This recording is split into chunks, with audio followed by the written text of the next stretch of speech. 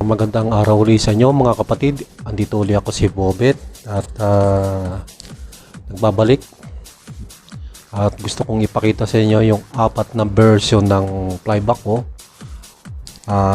Version number 1, 2, 3, 4. Ngayon, dahil sa maraming nagre-request na ilabas ko yung diagram, ilalabas ko yung diagram alang-alang sa inyo.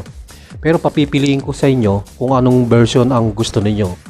Version number 1, version number 2, version number 3, at version number 4. Tapos, kung sino ang pinakamaraming request na kung anong version ang gusto nyo, yun ang ilalabas kong diagram. Hindi ko pwedeng ilabas lahat. Kailangan isa lang.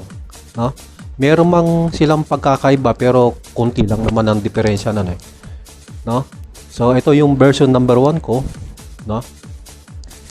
Sabihin nyo na kung anong klaseng version ang gusto nyo. Version number 1, version number 2, version number 3, and version number 4. No? At bago lahat, yung mga hindi pa nakasubscribe dyan, subscribe muna. I-click mo muna yung notification bell para ma-update kayo. Kung meron akong mga videong ina-upload, ma-notify kayo. At pakipindot na rin yung likes din.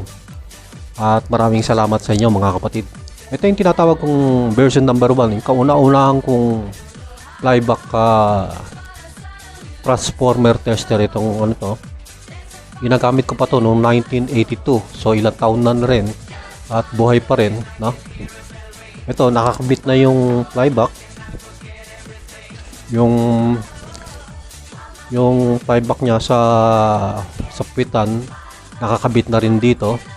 Yan, testingin ngayon natin. Yan ang tinatawag kong version number 1, no?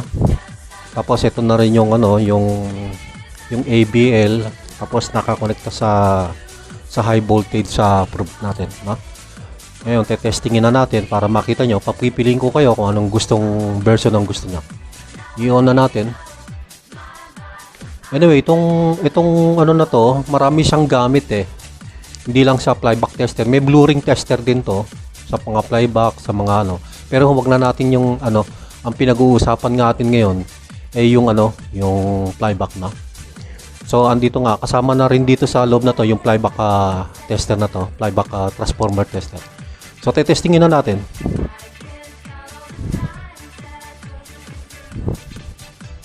Paano ba? Yan, magulo ito. I-ano na lang kaya natin. Itapat natin yung Yan. Tingnan na lang ninyo yung high voltage. May lalabas na high voltage dito.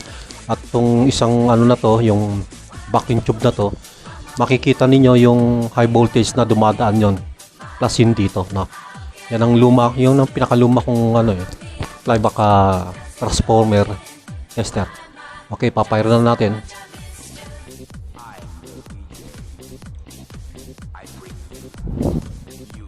Fire. Yan. Okay. Ayan, lumalabas ang high voltage doon. Saka mamomonitor nyo rin dito. Makikita nyo rin. Ipindot nyo lang dito yung push button. Tapos okay na. Yan.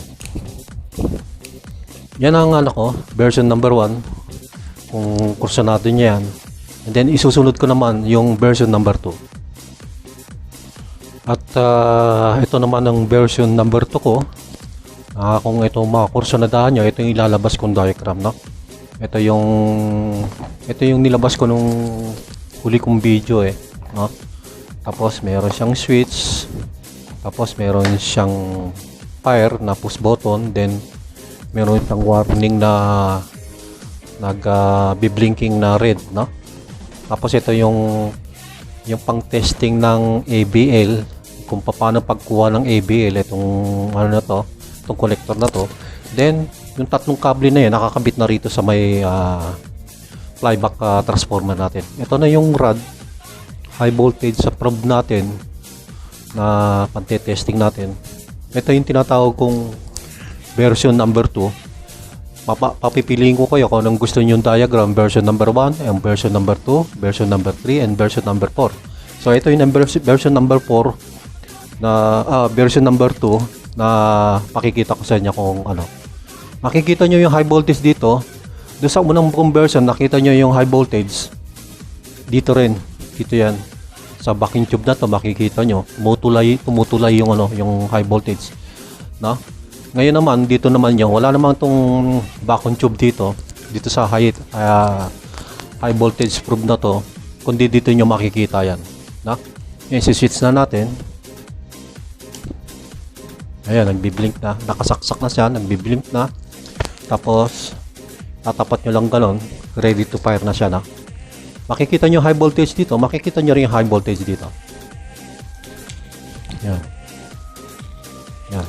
Meron siya dito, monitor. Meron din siya rito. So, makikita nyo rin sa vacuum tube na to na dumadaan yung high voltage plus yun doon.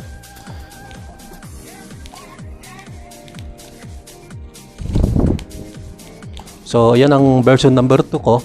Ilalabas ko na yung version number 3. Okay, mga kapatid, ito naman yung version number 3 ko na kumpleto rin. Ito yung pag-testing ng ABL, yung pagkuha ng dulo nito. No? Ito yung ABL. Yung ABL na yan. Pagkuha, tinuro ko na rin sa una kong video. Ito, nag-out siya ng ng 20 volts up to 30 volts, no? Wala namang problema yan. And then ito yung may blinking din ng lights, tapos may fire, tapos ito yung switch, no? Tapos ito may monitor din siyang may monitor din siyang ng high voltage, no? So ito pa yung ang high voltage probe natin, nakakabit na lahat. At gano'n na lang, i-testing na yung lang natin. I-focus natin ng maganda yan. Ito na yung high voltage probe, nakakabit na lahat. No? Connection, nakakabit na lahat yun. Ito na. Ito yung version number 3. Okay. Ipatay natin. Ngayon, nagbi-blink na. Dalawang blinker ang nilagay ko. Isang medyo mabilis na blink, isang medyo mabagal na blink. Ituturo ko yan sa susunod na diagram na ibibigay ko sa inyo. Pero mga kapatid, sana kung hindi pa kayo nakaka-subscribe, napadaan lang kayo dyan, subscribe na para meron akong mga update na bagong video na i-upload, ma-notify kayo. Saka paki-click na rin yung yung likes dyan. At maraming salamat sa inyo mga kapatid. Ito yung version number 3. I-testingin na natin. Ready na siya. No?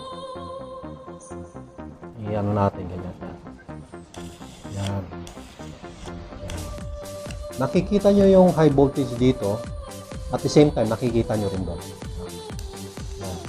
Yan. Kaya medyo ilapit kaya natin para medyo makita nyo. Yan.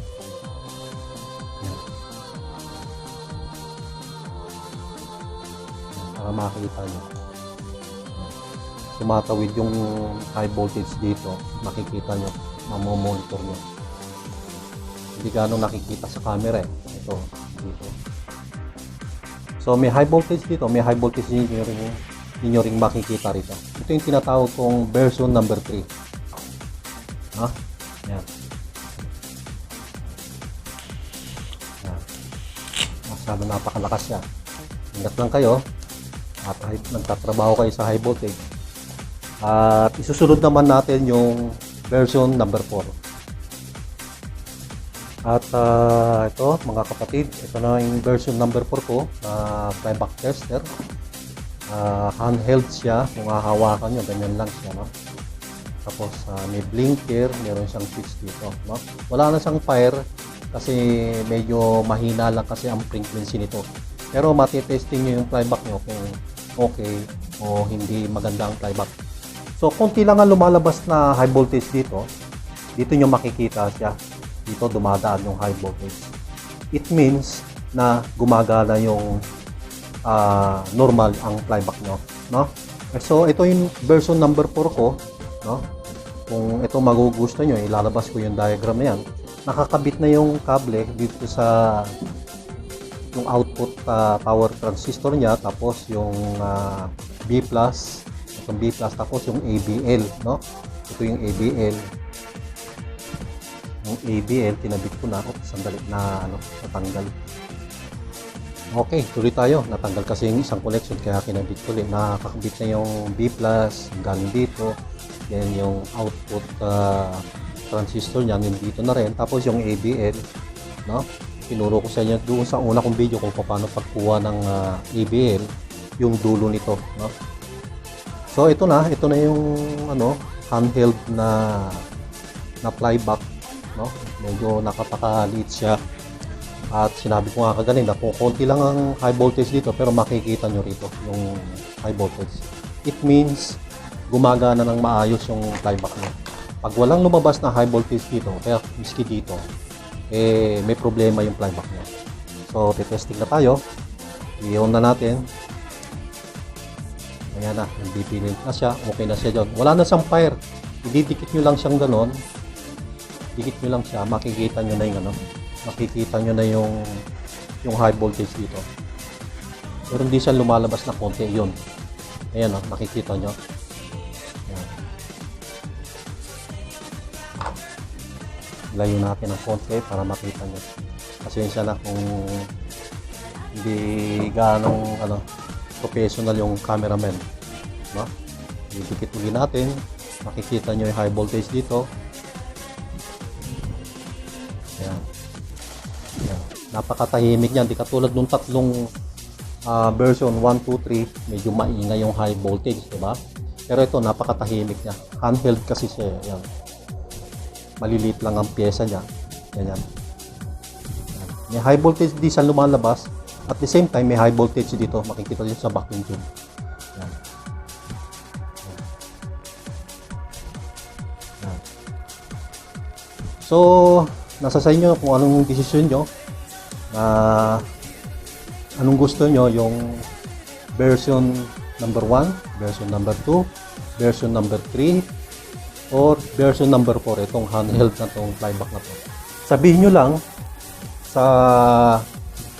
mag-comment kayo dito sa baba kung anong gusto nyo, kung version number 1, version number 2, version number 3, version number 4 na diagram ang lalabas ko. At pakipindot na rin yung notification bell dyan at yung likes, mga kapatid, at maraming salamat sa inyo sa inyong panonood.